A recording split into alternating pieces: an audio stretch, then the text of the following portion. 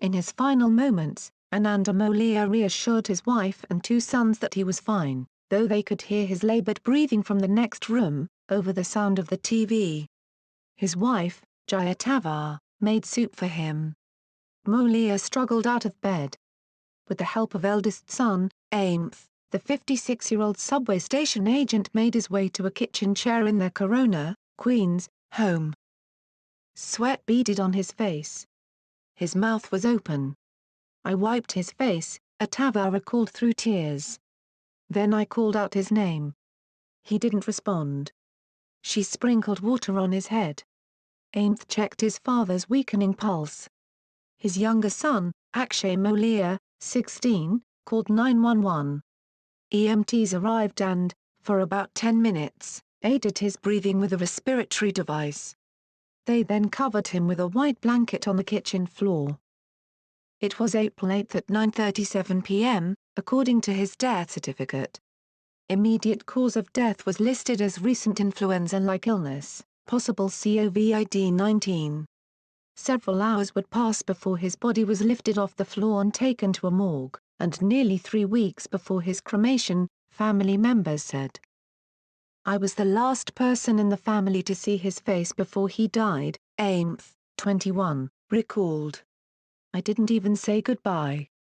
The handling of Molia's body isn't unusual in these times. The coronavirus death toll has overwhelmed healthcare workers, morgues, funeral homes, crematories and cemeteries. Body bags pile up across the city that became epicenter of the pandemic. On the day Molia died, there were 799 COVID-19 deaths in the state of New York, a one-day high. To date, the state has recorded more than 24,000 deaths, most of them in New York City. Among the many ways life has changed is how America's largest city deals with its dead.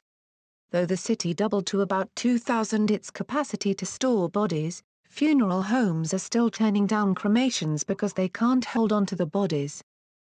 A Brooklyn cremation chamber broke down under the sheer volume of corpses. Cremations are delayed to mid-May and beyond. Bodies rest in refrigerated trailers in funeral home parking lots.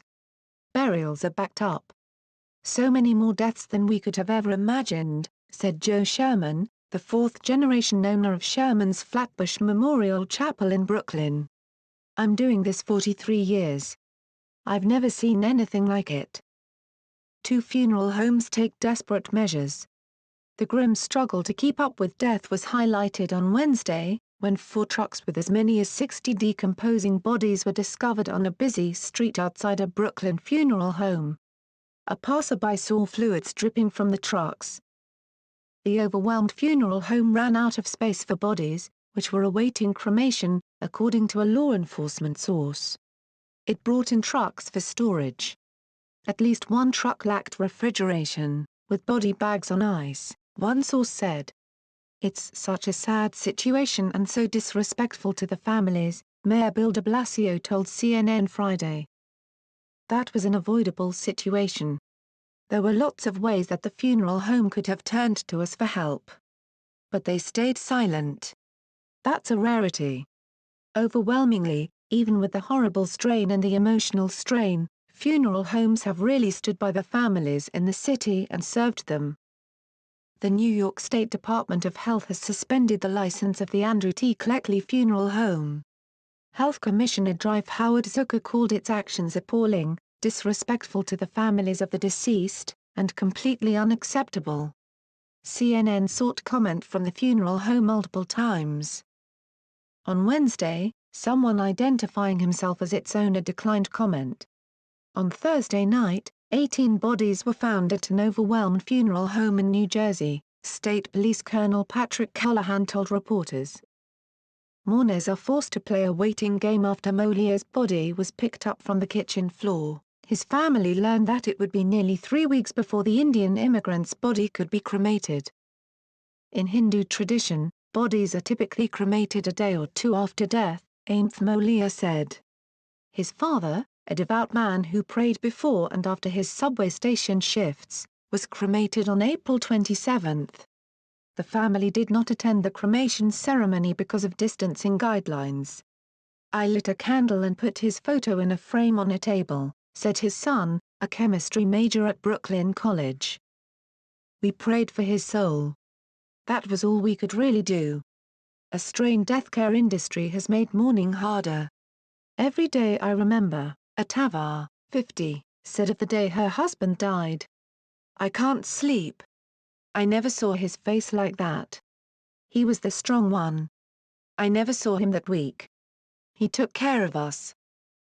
That Molière was with family in the end provided some solace. "The contagion has taken many others without loved ones at their side. At least he was not far away from us," Atavar said. "He was home. I think that was his comfort. That he passed in the house." Funeral directors prioritize the living. Dan Wright, Secretary-Treasurer of Teamsters Local 813, whose 500 members include funeral directors and cemetery workers, said the high number of deaths has slowed the back end of the system, the cemeteries and crematories.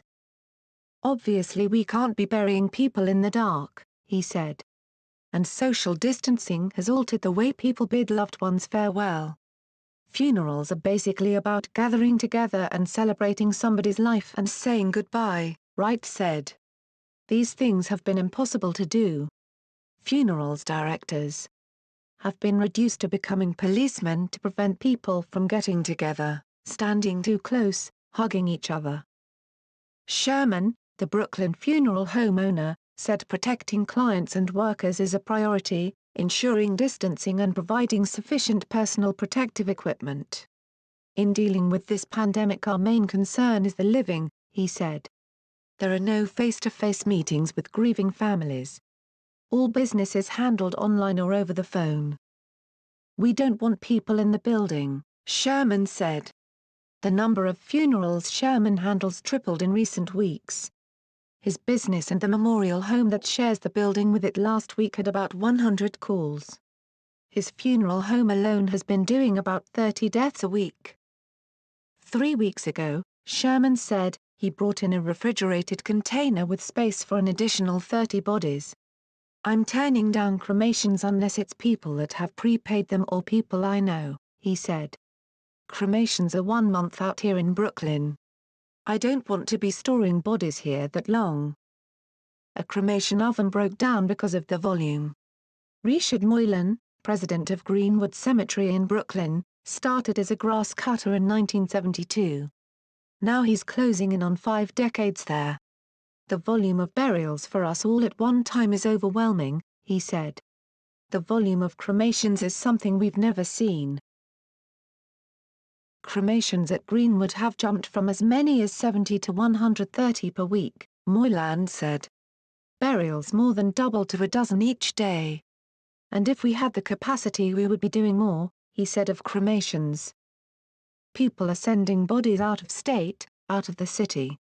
We're booked through the middle of May when 6 weeks ago you could just call up and say, 'I'm coming in tomorrow,' or, even sometimes, 'I'm coming in an hour.' Now, sadly, you need an appointment. Except for burials, cremations and custodial services, all other work has stopped. We're not doing any tree maintenance," he said. "We're not doing much lawn maintenance. We're not doing any monument preservation. It's all hands on deck." One of 5 cremation chambers, which burn up to 1,800 degrees for 18 hours a day, broke from overuse, Moylan said.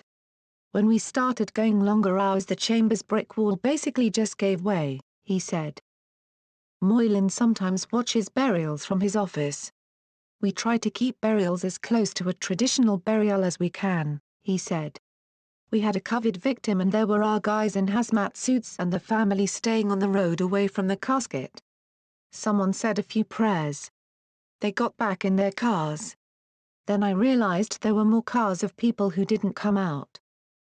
He worked so hard all his life. In Corona, Queens, Jaya Tava and her son celebrate Molière's life by telling his story.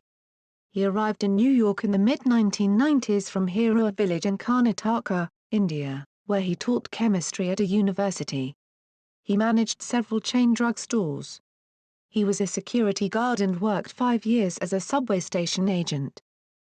Molière had 2 online consultations with the doctor the days before his died. His eldest son says his father was told he didn't need to be tested. Take Tylenol and stay hydrated, he was instructed. He worked so hard all his life, Attal cried. No vacations. He was the smartest man. He went through a lot in his life. I didn't know it was going to end up so bad for him.